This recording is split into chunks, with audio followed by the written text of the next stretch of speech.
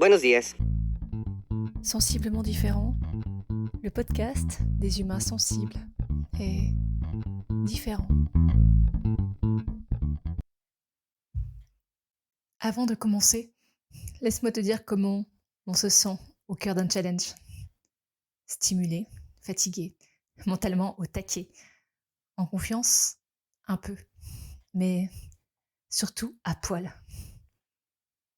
J'enlève les émotions qui tentent de s'infiltrer chaque jour. Les questions, les doutes, les attentes. Et puis, je me pose devant mon écran, je regarde le thème, je laisse les mots venir. C'est parti. Il se passe toujours quelque chose. Toujours. Et chaque jour, je fais un pas de plus, quel qu'il soit. Cet épisode s'inscrit dans le challenge du podcast J'envoie 2023, initié par la géniale Académie du podcast autour du non moins génial Marco Bernard. Un jour, un thème, un podcast.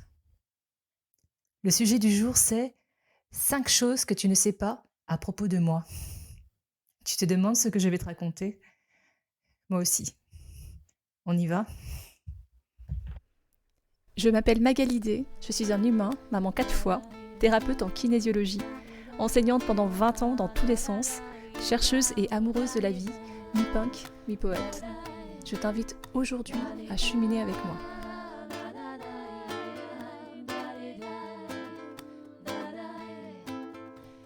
Abonne-toi à ce podcast que tu peux trouver sur toutes les plateformes pour ne rien manquer et participer à cette aventure extraordinaire, la tienne. Tu peux choisir d'être simple auditeur ou de devenir acteur.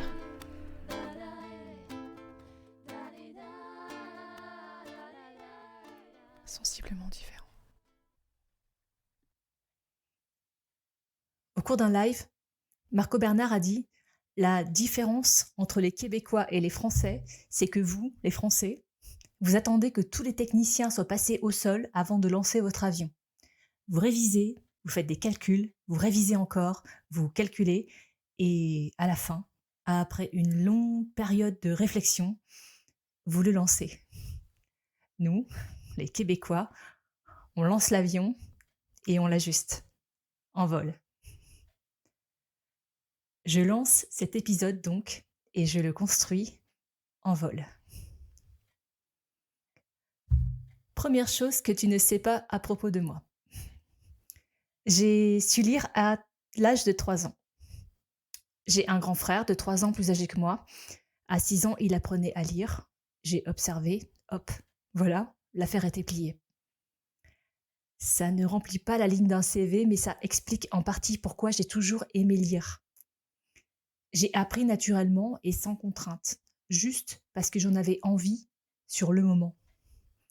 Cela explique aussi en partie pourquoi les méthodes applicables à tous de la même façon, au même moment, ne m'ont jamais attirée, n'ont jamais fait sens pour moi, ni en tant que pratiquante, ni en tant que transmetteur. J'aime bien apprendre à ma façon. Ça ressemble un peu à une gigantesque toile d'araignée, ou une carte mentale, ou un buffet avec 1000 plats à disposition.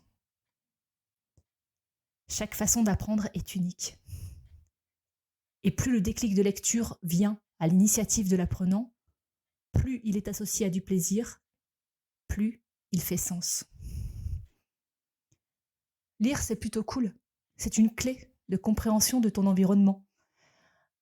C'est aussi une porte vers des milliers d'univers. Le rêve, l'imaginaire, la culture, la connaissance du monde à travers le temps, à travers l'espace. C'est un outil d'accès à l'autonomie. J'ai connu des parents d'enfants qui n'avaient jamais appris à lire. De façon unanime, ils voulaient que leurs propres enfants sachent lire. Deuxième chose, je n'ai pas le sens de l'orientation. C'est quasi pathétique. J'ai réussi à me perdre un nombre incalculable de fois dans la forêt, même si je la connais. Dans des forêts, pour être exact. Je me suis perdue avec mes enfants, tout en essayant de donner l'air que je gérais nickel. Étonnamment, ils ont développé une sorte d'instinct de survie qui fait qu'ils savent retrouver leur chemin. J'ai même réussi à perdre une salle d'examen, juste parce que j'avais fait une pause pour aller aux toilettes. Je suis sortie d'un côté et je n'ai plus retrouvé ma salle. J'ai dû demander de l'aide. J'avais dit que c'était pathétique. Pour autant, j'ai des potes kamikazes qui me proposent des courses d'orientation, mais ils ne me confient pas la carte, voire un rallye dans le désert. Si, tu as bien entendu, le projet est vraiment d'actu, prévu pour le printemps 2024 avec boussole, carte et les étoiles comme guide. Et Inch'Allah, je pense que je vais conduire. Troisième chose, j'ai un lien de parenté avec Claude Nougaro. Ah, tu l'avais pas vu venir celle-là. Concentre-toi, je t'explique. Peut-être que c'est bien si tu fais un dessin. Ma mère a un père, qui a une mère. Tu suis? Mon arrière-grand-mère maternelle. La mère de cette arrière-grand-mère était la sœur du père de Pierre Nougaro. La mère de mon arrière-grand-mère était une Nougaro. Voilà. Je ne savais pas trop comment placer cette information. C'est fait. Quatrième chose.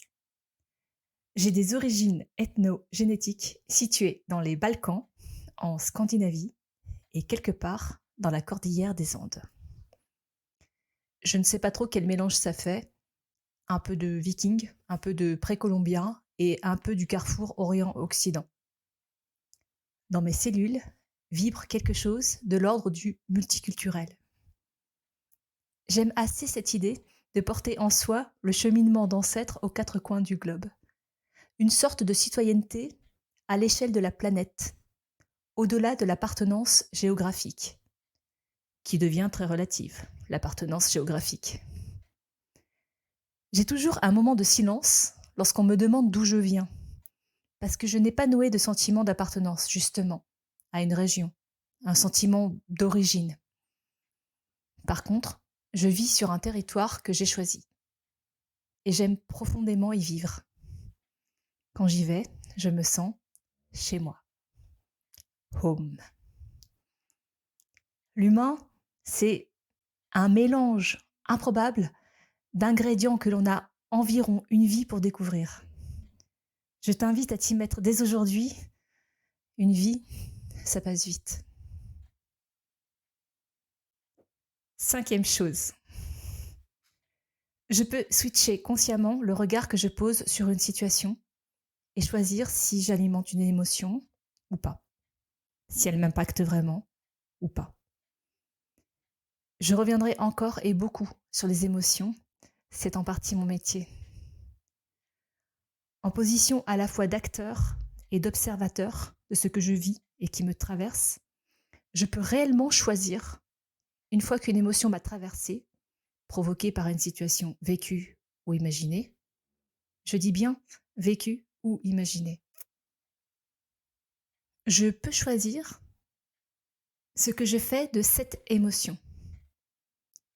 Je l'alimente par mes pensées ou bien je la laisse passer.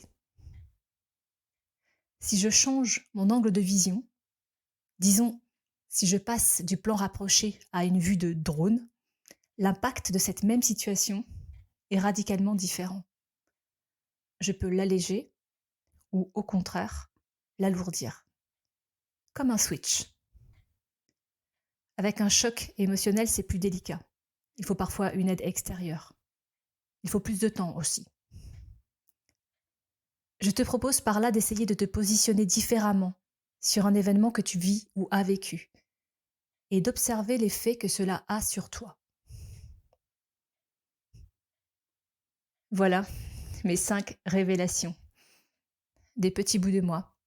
Peut-être qu'au bout du compte, il y a un puzzle complet. Tu peux partager un petit bout de toi si tu le souhaites. Quelque chose que l'on ne sait pas de toi. Quelque chose que tu avais oublié, qui te touche ou te fait rire. En commentaire ou en m'écrivant. Mail, réseaux sociaux, comme tu préfères. Si tu as aimé cet épisode, tu peux le partager en me taguant.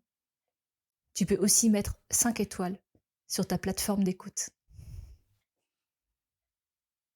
sensiblement différent.